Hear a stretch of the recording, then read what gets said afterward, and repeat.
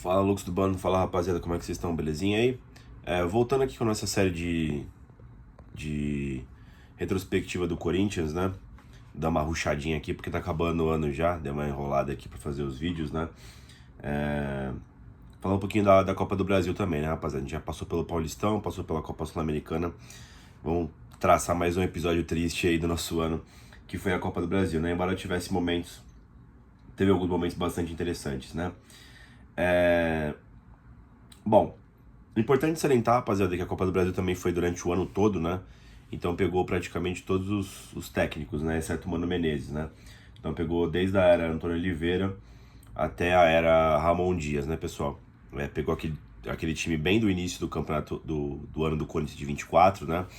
Que tava chegando os reforços ainda e ainda no segundo semestre pegou o Corinthians aí um pouco mais forte, né? Mas não foi o suficiente pra gente conseguir chegar na final por diversos motivos e a gente vai falar aqui deles, né, pessoal?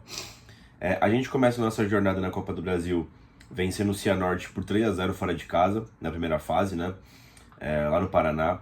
Um gol do Wesley, 2 gols do Romero. Isso aqui era na mão do Antônio Oliveira. Eu acabei citando isso na retrospectiva da Copa Sul-Americana, né? O Corinthians teve esse momento ali com o Antônio Oliveira que algumas pessoas achavam que estava tudo bem, né? Porque a gente conseguia vencer esses times lixo, né? Tanto da Copa Sul-Americana como da Copa do Brasil no início do torneio ali, que tinham times mais fracos, né? Mas a gente ficou um bom tempo sem vencer times da Série A. Passando de fase, a gente pegou o São Bernardo, fora de casa, na segunda fase também. O Corinthians, até esse momento aqui, ele tinha perdido pro São Bernardo, né? Naquele Campeonato Paulista ainda, quando o Corinthians foi... Quando o Mano Menezes chamou o Yuri Alberto de burro, né? Então eu lembro que nesse momento aqui o pessoal tava preocupado de pegar o São Bernardo, né?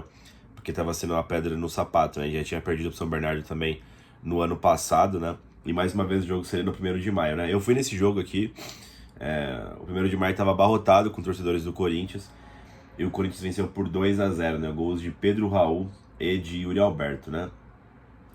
E aí a terceira fase já começou a ser jogada em 2 jogos, né? A gente pegou a América de Natal, a gente venceu por 2-1 lá na Arena das Dunas, gols de Bidon e de Kaká, e venceu por 2-1 o América de Natal na Neoquímica Arena, né? Yuri Alberto e Kaká. Esse foi um dos 3 jogos que eu não consegui ir, né? Na Neoquímica Arena. O Racing lá na Montevidéu, na Copa Sul-Americana, esse jogo que eu também não consegui ir na Copa do Brasil, foi mais um contra o Atlético Mineiro no Brasileirão, né? Detalhe contra o América Mineiro, pessoal. América Mineiro, América de Natal. Eu acho que é um time de terceira divisão, né? E eu me lembro muito bem que em ambas as partidas o Carlos Miguel trabalhou muito, né? Nos jogos, né? Eu tinha ficado estarrecido com o tanto de oportunidades que o Corinthians cedeu pro América de Natal, né? E embora a gente tivesse venceu os 2 jogos do confronto, dá pra gente ver claramente qual que era o nosso nível, né? No Campeonato Brasileiro de Série A. Nesse meio tempo a gente também não estava conseguindo ir bem no Campeonato Brasileiro, né? E eu estava bastante preocupado. Enfim, depois de um tempo tem o segundo semestre, né? As oitavas de final da Copa do Brasil. O Antônio Oliveira já foi demitido nesse meio tempo. E o Corinthians também já tinha feito algumas contratações, né? Acho que o André Ramalho tinha chegado, o Charles, o Alex Santana, né? Que acabou se machucando logo no início da passagem dele no Corinthians, né? Já tinha chegado uma galera aí, né? O Martinez também, né? O próprio Memphis Depay. Só que o Memphis não podia jogar a Copa do Brasil, se não me engano, né? Acho que o Memphis chega depois, inclusive, né? Mas o que acontece? A gente pega o Grêmio na Copa do Brasil. E pegar o Grêmio é sempre um adversário difícil, né, rapaziada? As equipes gaúchas geralmente dão trabalho, né? Principalmente o Grêmio Internacional, que são as grandes equipes do sul do país, né? Então, eu já tinha previsto que seria um jogo duro, né? O Ramon Dias não se expôs muito no jogo, né? Em ambas as partidas já lançou aquele sistema com losango no meio campo, né? Com 3 volantes. E foi 2 jogos bem duros, né? Tanto na Neoquímica Arena quanto lá no Couto Pereira, né? Que o Grêmio passou pela questão das enchentes, né? E o Coringão passou de maneira épica nos pênaltis, né? Venceu por 3-1 nos pênaltis, gols de Giovani, André Ramalho e Romero, né? O Hugo Souza brilhou também nesse jogo aqui. Enfim. Ou esse aqui o Grêmio isolou, não vou lembrar agora, acho que o Hugo não defendeu nenhum nesse aqui, né? Acho que o Grêmio só isolou, né? Mas a questão é, pessoal, que o Ramon Dias, nesse meio tempo aqui, tava lidando com o rebaixamento do Corinthians, né? Com a zona de rebaixamento. E o Corinthians meio que jogou bem alternativo, tá ligado? Das 2 partidas. levou pro limite o jogo, levou pros pênaltis e conseguiu passar. Foi muito da hora essa classificação, comemorei bastante. Diversos vídeos viralizaram, né, da torcida do Corinthians que invadiu, né, o Couto Pereira no visitante. Pegou até um setor a mais ali ainda, né? Enfim, foi foda, né? E o Coringão se classifica para as quartas de final. Nas quartas de final, a gente pega o Juventude, né? O Juventude também estava vindo a ser pedra no nosso sapato, né? Já tinha perdido no primeiro turno do Campeonato Brasileiro. No retorno a gente empata com o Juventude, né? Em casa, não tem bons resultados contra o Juventude, não faz bons jogos, né? E a gente pega essa boa equipe do Juventude, né? Embora não seja uma equipe grande, chegou nas quartas de final e tava dando trabalho pro Corinthians, né? A partida de ida a gente perde por 2-1. A gente faz um gol no finalzinho. Eu diria que esse aqui foi o gol da classificação do Corinthians, tá? O gol do finalzinho do Gustavo Henrique. A gente tava perdendo por 2-0 lá no Alfredo Jaconi. O Corinthians tava jogando muito mal. Um dos piores jogos do Corinthians na mão do Ramon Dias até então, né? Também com o time mexido, né? O time mais alternativo. A gente faz um péssimo jogo e perde 2-1. Na volta, na Neoquímica Arena, né? A gente vence o Juventude por 3-1, né? Teve um gol contra, um gol do André Ramalho no finalzinho e um gol do Romero, né? Esse jogo aqui, ele teve um caráter meio que épico, né? Porque no finalzinho do jogo, quando tá 2-1 pro Corinthians, né? E iria pros pênaltis, o André Ramalho sofre uma entrada criminosa do jogador do Juventude, né? Fica no chão lá, com a perna zoada. O Garro levanta ele, né? Manda ele pra área. E no escanteio, que eu acho que o próprio Garro bateu, o André Ramalho fez o gol de cabeça no finalzinho, né? Épico. Mais um jogo épico no ano do Corinthians aí, mais uma classificação incrível pra fiel torcida, né, pessoal? E aí, galera, o que acontece? A gente ia pegar na semifinal o Flamengo, né? Semanas antes de pegar o Flamengo, a gente tinha vencido o Flamengo pelo Campeonato Brasileiro, numa partida muito aguerrida do time do Corinthians, né? Na Neoquímica Arena. Foi inclusive no aniversário do clube, né? Então muita gente tinha muita esperança para esse jogo. O que aconteceu aqui, tá, pessoal? Nesse meio tempo, o Flamengo não estava indo bem, até foi eliminado na Libertadores, né? E o técnico era o Tite, né? Para esse confronto aqui, o técnico do Flamengo muda, é o Felipe Luiz, dá uma reenergizada lá no time deles, né? E o jogo é completamente diferente. O Flamengo seria um desafio muito difícil em qualquer instância, em qualquer competição, né? Pelo poderio financeiro do Flamengo atualmente, né? O nível do elenco que eles têm também atualmente. Então a gente teria que levar o jogo pro limite, né? O que acontece acontece um fato extraordinário na partida de volta, onde a gente joga o jogo todo com um a mais praticamente e não consegue fazer sequer o Rossi trabalhar, né? Goleiro do Flamengo, né? E vieram críticas absurdas pra cima do Ramon Dias, né? Na sequência depois ele também é eliminado da Copa Sul-Americana contra o Racing também com alguns erros. E a gente vai comentar aqui um pouquinho aqui, porque cabe uma página à parte aqui, né? O jogo de ida no Rio de Janeiro, tá? O Corinthians ele vai sim com uma equipe alternativa pro Rio de Janeiro. Lembrando, o Corinthians estava lidando nesse meio tempo com a questão da zona de rebaixamento do Campeonato Brasileiro. Eu acho que o pessoal erra muito na análise desse jogo, tá? Porque o que acontece?